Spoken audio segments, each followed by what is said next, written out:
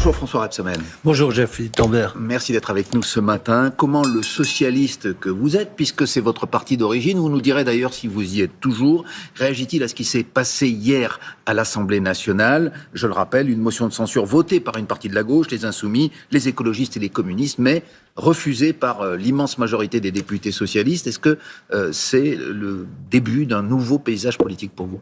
Si vous me le permettez, 3 mots pour dire quand même quelle est la chance ce matin peut-être de voir l'horizon s'éclaircir quelque peu.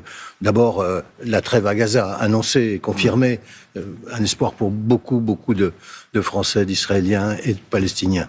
Ça, c'est la première chose. La deuxième, c'est, vous venez de l'indiquer, c'est évidemment le non-vote de la censure, avec une immense majorité des socialistes 8 députés socialistes qui se détachent, 8 sur 60. Voté plutôt la motion de censure. 8 sur 66. Donc on voit bien que l'immense majorité des socialistes présents Est-ce que c'est un tournant à l'Assemblée, bien sûr. Et puis, troisièmement, permettez-moi de dire quand même l'adoption de mon budget des collectivités locales au Sénat. Alors, vous me posez la question sur les socialistes. Moi, je suis très heureux de voir que les socialistes ont pris leurs responsabilités et ont accepté la main tendue de François Bayrou. On n'en parle peut-être pas assez, mais il y a une main tendue, il y a des socialistes qui ont des revendications, qui les exposent, et puis il y a le Premier ministre qui répond par une lettre et qui leur dit « Voilà ce que je réponds à vos propositions ». C'est ça la démocratie, mais vous avez c'est entendu l'échange, aussi, c'est la recherche du compromis.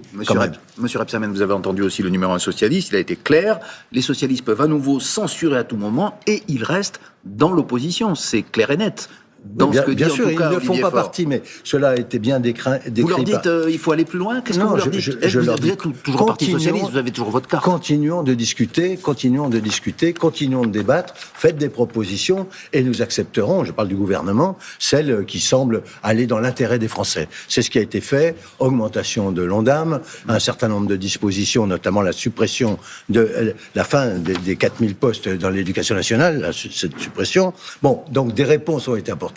Et il y aura peut-être de nouvelles demandes qui seront faites et on les étudiera. C'est ça le débat, le compromis. Mais vous avez occupé des fonctions éminentes au sein de ce parti. Oui, bien sûr. Est-ce que vous dites à Olivier Faure et à la direction du PS aujourd'hui, allez plus loin et rejoignez-nous? Je ne me permets pas de leur dire ça. Je leur dis, je salue le courage qu'ils ont eu hier de prendre cette position. Je souhaite que ce débat avec le gouvernement continue, que la main tendue soit toujours acceptée.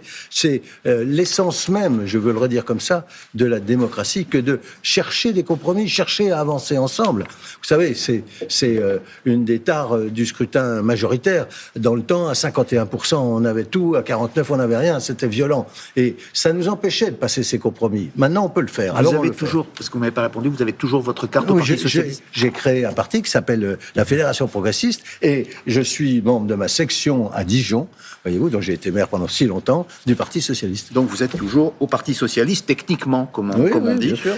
Vous parliez à l'instant de tout ce qui a été finalement non pas cédé, mais discuté et finalement adopté grâce à une discussion avec le Parti socialiste, mais tout cela a un coût. Comment on va compenser effectivement la non-suppression des emplois des enseignants, le passage de 3 jours, le maintien d'un seul jour de carence?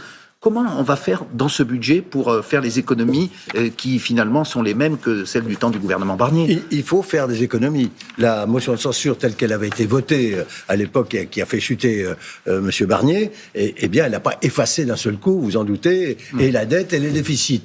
Et donc, elle reste là, cette dette. Et il faut la réduire progressivement. Je vais prendre l'exemple des collectivités territoriales. Elles étaient imposées à plus de 5 milliards d'euros par Michel Barnier. Ce qui ne correspondait pas du tout à ce qu'attendaient les collectivités. Elles sont prêtes.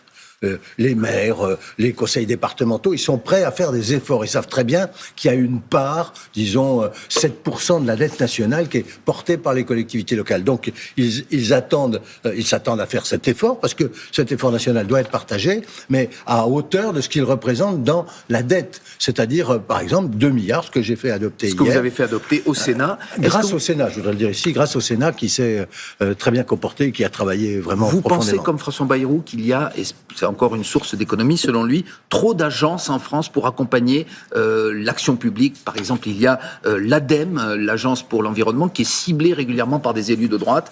Est-ce que vous êtes sur cette ligne, vous aussi ? Il faudrait, et je crois que ça va être fait, il faudrait faire une revue quand même de l'ensemble des agences qui existent en France. Il y a plus de 1000 agences qui sont là. Il faut en supprimer, monsieur Rebsamen. Je vous dis, on va faire la revue. Je ne propose pas de supprimer. Mais il faut que chacun assume ses responsabilités. Les agences, qui sont les opérateurs de l'État, empêchent bien souvent les Françaises et les Français de savoir que l'aide qui leur est apportée au niveau local, en réalité, elle vient d'une décision gouvernementale.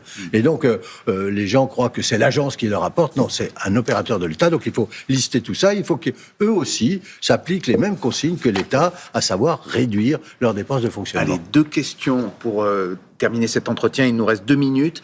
Une question d'abord sur la retraite. Vous, en 2023, puisque les discussions vont s'ouvrir aujourd'hui, le conclave voulu par François Bayrou, vous aviez dit il faut, ce n'est pas un bon choix d'aller à 64 ans et d'augmenter la durée de cotisation. Vous êtes toujours sur cette ligne. Il faut revenir sur les 64 ans. Réponse simple. Oui, je vais essayer d'être le plus simple possible, mais c'est brutal de passer comme cela par le 49.3 à la décision des 64 ans. Les partenaires sociaux, et c'est le gros problème, ont été écartés du débat sur cette modification de l'âge légal de départ à la retraite. Là, ils sont au travail. Et moi, j'attends beaucoup des partenaires sociaux. Je pense que on a cette chance en France de pouvoir avoir du dialogue social avec des organisations. Il faut revenir sur les 64 ans. Mais c'est eux qui nous le diront.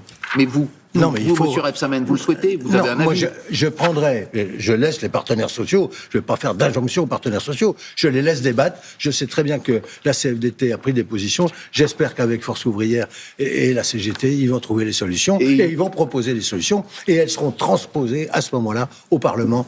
François Bayrou en a pris l'engagement. François Rebsamen, une déclaration, c'est notre dernière question, a fait couler beaucoup d'encre cette semaine. C'est lorsque vous avez dit que vous respectiez toutes les forces politiques, sauf le RN. Les responsables du RN vous ont dit que vous ostracisiez finalement 11 millions d'électeurs. Et même la porte-parole du gouvernement, Sophie Primas, a dit que ce n'était pas la ligne du gouvernement. Non, mais c'est toujours la vôtre ? Non, ma position, elle est claire. Bien sûr que je respecte l'ensemble des votes des Français. Je respecte la représentation nationale. Mais je combats depuis toujours la xénophobie, le racisme et l'antisémitisme. Et ça ne va pas s'arrêter aujourd'hui. Mais vous mettez tous les élus du RN dans ce... Je suis clair. Tant que les élus du RN ne portent pas ces discours de haine, de racisme, d'antisémitisme, ils sont élus et je les respecte en tant qu'élus. Vous les mettez finalement... vous dites aujourd'hui que vous respectez finalement ces élus. Je leur demande de ne pas porter ces idées de haine qu'ils ont portées bien souvent. Et vous avez satisfaction et je les combattrai, ces idées, bien évidemment. C'est l'histoire de ma vie, de les combattre. Merci François Rebsamen, ministre de l'Aménagement des Territoires, et c'est la suite de Télématin. Merci beaucoup.